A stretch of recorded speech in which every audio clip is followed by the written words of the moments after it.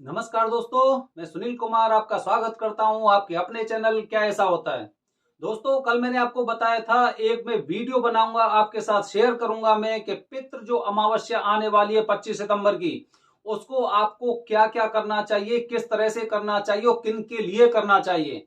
तो हमारी वीडियो से जुड़े रहें क्योंकि ये वीडियो थोड़ी सी और वीडियो से बड़ी हो सकती है, लेकिन आपको इस एक वीडियो में सारी वो जानकारी मिलेगी जो आपको पितृ अमावस्या को जो कार्य करने चाहिए। तो दोस्तों, जैसे मैंने कल आपको बताया था अपनी वीडियो के माध्यम से कि हमें अपने पितरों का स्वागत किस तरह से करना चाहिए। पितरों के स्वागत का वही पूरा नियम आपको अपनाना है, अपने घर को पूरी तरह से क्लीन रखना है। दूसरा, आपको अपना घर का जो मेन गेट है उस पर एक रंगोली या कुछ फूल या पुष्प वगैरह आपको वहां पे रखने हैं। एकदम पूरा एकदम पानी का छिड़काव करके, पानी वो करके उसके ऊपर रंगोली और एकदम तरीके से, जैसे हम किसी गेस्ट का, अपने अतिथि का स्वागत करते हैं। जब आप वो काम कर चुके होते हैं तो आपका शाम का काम पूरी तरह से कंप्लीट हो जाता है। उसके बाद जब सुबह सुबह आपको अपने पितरों का पूरी तरह से एक आह्वान करना है, उनको तर्पण करना है और उनके श्राद्ध के लिए पूरा इंतजाम करना है, क्योंकि पितृ अमावस्या है। अब मैं बताता हूं आपको कि पितृ अमावस्या वाले दिन हम किन लोगों का श्राद्ध करते हैं, किन का श्राद्ध करते हैं। दोस्तों, हर इंसान के परिवार में कुछ ऐसी चीजें होती हैं कि जिनकी तिथि, जो पृथ्वी लोग छोड़ के गए थे उनका, उनके बारे में तो उन्हें जानकारी है, लेकिन जो पृथ्वी छोड़ के नहीं गए थे उनके बारे में जानकारी नहीं है। ये तो पहली बात है। दूसरी बात यह है कि कुछ लोग ऐसे थे हमारे परिवार में जो जिनके बारे में जो कुछ हो सकता है कि कुछ दुर्घटनावश जिन्हें ये पृथ्वी छोड़नी पड़ी हो। तो जब दुर्घटनावश या फिर कोई, आपने भी देखा होगा कि काफी लोग अपने घर में सुसाइड कर लेते हैं, आत्महत्या हो जाती है, दुर्घटना हो जाती है, किसी को सांप ने काट दिया, किसी का कोई घर गिरने के अंदर उसमें दब गया, कोई जल के मर गया।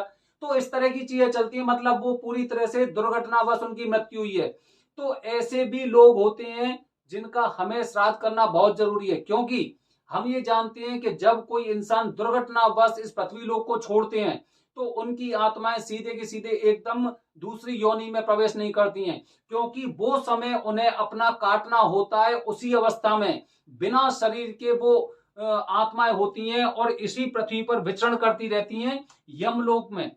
यमलोक से पृथ्वी लोक तक, मतलब उसे वही चक्र उनका चलता रहता है जब तक वो उनकी अवस्थाएं पूरी नहीं हो जाती हैं।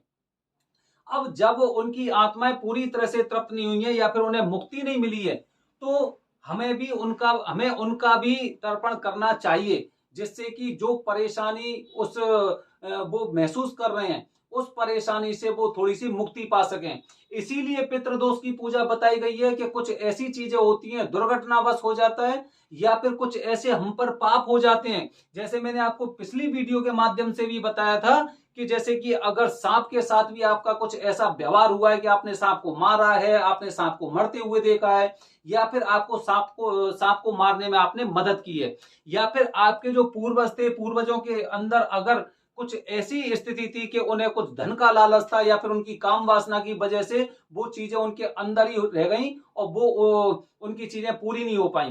तो ऐसे भी लोग ऐसे होते हैं जिनकी आत्मा कहीं ना कहीं पृथ्वी से जकड़ी हुई रहती है, क्योंकि उन्हें मुक्ति नहीं मिली है। उनका जो उद्देश्य था वो उद्देश्य उनका पूरा नहीं हो पाया है। तो ऐसे लोगों के लिए भी हम तर्पण करते हैं। तो दोस्तों, क्या होता है कि जब सुबह ही सुबह जब आप स्नान कर चुके होते हैं तो सबसे पहले उनको जल तर्पण किया जाता है। तो दोस्तों, वो कौन कौन सी बातें हमें जल तर्पण करते समय हमें याद रखनी होती हैं। सबसे पहली बात मैं आपको बता रहा हूं, जब भी आप जल तर्पण करते हैं तो अपने बाएं हाथ के अंगूठे से जल तर्पण करते हैं। आपके हाथ में कुश या डाब, जिसे हम डाब भी बोलते हैं, वो आपके हाथ में होनी चाहिए। आपके हाथ में कुछ पुष्प होने चाहिए और उसके साथ कुछ काले तिल भी होने चाहिए, और सीधा ऐसे करके नहीं, तर्पण ऐसे दिया जाता है, ऐसे किया जाता है। तो जब भी आप तर्पण कर रहे हैं तो जिन तिथियों में आपने पूर्णिमा से लेके और चतुर्दशी तक जिनका नाम ले लिया उनका तो आप तर्पण ऑलरेडी कर चुके हैं, लेकिन जिनके बारे में आपको जानकारी नहीं है क्योंकि नाम भूल गए, इतने साल हो गए, बाबा के बाबा, परबाबा और उनके भी बाबा, उनका हम नाम भूल चुके हैं। तो इसीलिए हम क्या करते हैं, हम अपना जो गोत्र होता है, गोत्र के अनुसार हम उन्हें और तर्पण करते हैं। अगर हमें अपना गोत्र भी नहीं याद है उस समय, वैसे तो ज्यादातर लोगों को याद रहता है, तो सबसे अच्छा तरीका होता है कि आपको भगवान विष्णु का मंत्र पढ़ते हुए ओम नमो भगवते वासुदेवाय इस मंत्र का जाप करते हुए और आपको जल तर्पण करना है उनके लिए।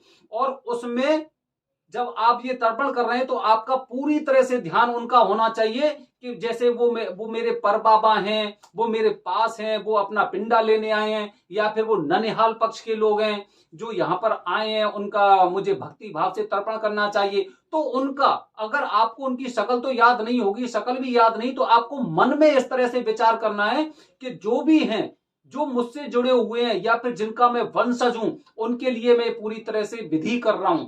तो ऐसे उनका एकदम नाम लेके गोत्र का या भगवान विष्णु का ओम नमो भगवते वासुदेवाय मंत्र उच्चारण करते हुए और आपको उसका वो करना है, तर्पण करना है। जब आप तर्पण पूरी तरह से कर चुके हो तो उसके बाद आपको उनके लिए पिंड दान करना है। पिंड दान में जैसे मैंने आपको बताया था कि उसमें 5 अंश होते हैं। पहला अंश गाय का होता है, दूसरा कुत्ते का होता है, तीसरा कोए का होता है, चौथा चींटी का होता है और पांचवा होता है देवताओं का, पांचवा देवताओं का होता है। तो इस तरह से आपको सबका हिस्सा उनको सौंपना है, उनको खिलाना है और अपने पितरों से पूरी तरह से क्षमा याचना करनी है कि हमारी पूजा में जो भी हमने 15-16 दिन जो ये आपको तर्पण किया है, जल दिया या श्राद्ध किया, अगर हमसे कोई भी त्रुटि हुई हो या फिर कोई कमी रह गई हो या फिर हमारे मन में कहीं कुछ ऐसी चीजें आई हो, नकारात्मक चीजें आई हो, तो हम उनके लिए आपसे एकदम क्षमा याचना करते हैं। इस तरह से उनका वो करना चाहिए। फिर उसके बाद क्या होता है, उसके बाद आपको श्राद्ध करना होता है, जैसे पंडित जी को भोजन कराना।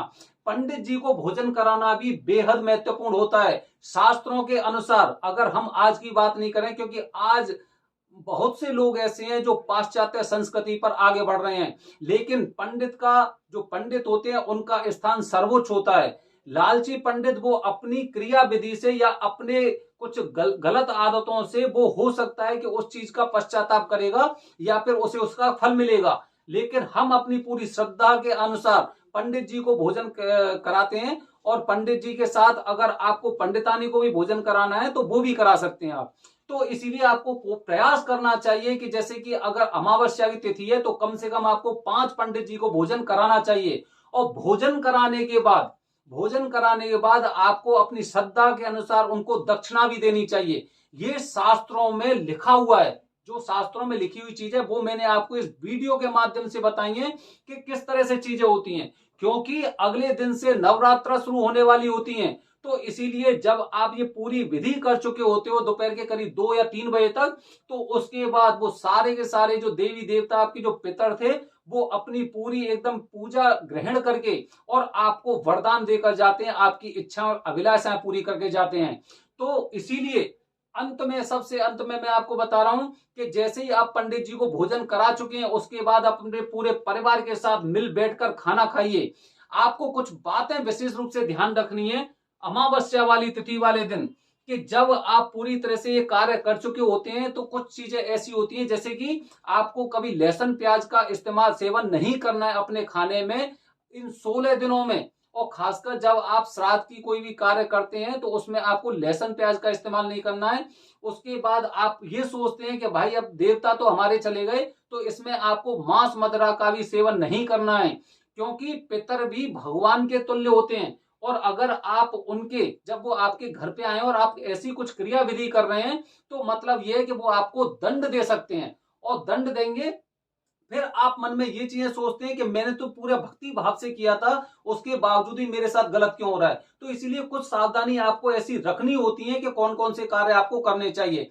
एक और विशेष बात बता रहा हूं, मैंने बहुत से परिवार ऐसे देखे हैं कि जब कोई ऐसा कार्यक्रम होता है तो उस दिन घर में कुछ ना कुछ, किसी ना किसी बात पे कलह हो जाती है। तो प्रयास करना चाहिए कि सब लोगों के मन में शांति होनी चाहिए। अगर आपके मन में, आपके परिवार में और उस दिन अगर कुछ ऐसी कलह हो रही है तो इसका मतलब यह है कि पितृ भी आपसे नाराज होकर गए हैं, आपसे कुछ ना कुछ ऐसी गलतियां हुई हैं जिसकी वजह से आपके पितृ आपसे नाराज हुए हैं, क्योंकि उन्होंने ही ये सारी चीजें देखी और आपके घर में कलह का कारण बनी है। इसीलिए अगर कुछ ऐसी स्थिति पैदा हो रही है तो पितरों से फिर दोबारा उसी समय आपको माफी मांगनी चाहिए कि हमसे जरूर कोई अनजाने में गलती हुई हो, इसे आप क्षमा कर दें। तो प्रयास करें कि उस दिन आपके घर में बिल्कुल लड़ाई झगड़ा और कलह नहीं होनी चाहिए, सब लोगों को शांति बरतनी चाहिए। और क्योंकि 2-3 बजे बाद आपको अगले दिन की तैयारी करनी है, क्योंकि नवरात्र शुरू होने वाली है। तो दोस्तों जब वो जाते हैं, जब सारी विधि हो जाती है, तो कम से कम शाम को सोते समय आपको अपने पितरों से प्रार्थना करनी चाहिए कि हम जैसी स्थिति में वो पूरी तरह से ठीक है, क्योंकि जो हमारे लायक है वो आपने हमें सब कुछ दिया है। और भगवान भोलेनाथ देवी या फिर जितने भी, जिसको भी आप अपना आदिदेव मानते हो, उन्होंने भी मुझे वो सारी चीजें दी हैं जो मुझे जरूरी थी, और समय पर मेरी मदद भी की है। उनसे कभी भी आप उन पर आरोप प्रत्यारोप ना करें कि आपने मुझे कुछ नहीं दिया, या मेरा जीवन बर्बाद हो गया, या मैं जिंदगी में कुछ नहीं कर पाया। तो दोस्तों ये मैंने आपको कुछ जानकारी ऐसी दी है कि आपको पितृ अमावस्या वाले दिन ये कार्य करने चाहिए और किन चीजों को आपको सावधानी बरतनी चाहिए। दोस्तों कल फिर मैं एक और वीडियो लेके आऊंगा पितृपक्ष के बारे में ही। पितृपक्ष से जुड़ी हुई एक अनोखी कहानी हमारे अपने अगले वीडियो के माध्यम से मैं आपके साथ शेयर करूंगा। तब तक दोस्तों जो मैंने बातें बताई हैं उनका आप पूरी तरह से अपने मन में आप उन्हें ढालिए और उसी के अनुसार कार्य कीजिए, और फिर देखिए चमत्कार। आप खुद ये कहेंगे कि एक वीडियो ने मेरी जिंदगी बदल दी। धन्यवाद दोस्तों। जय हिंद, जय भारत, हर हर महादेव।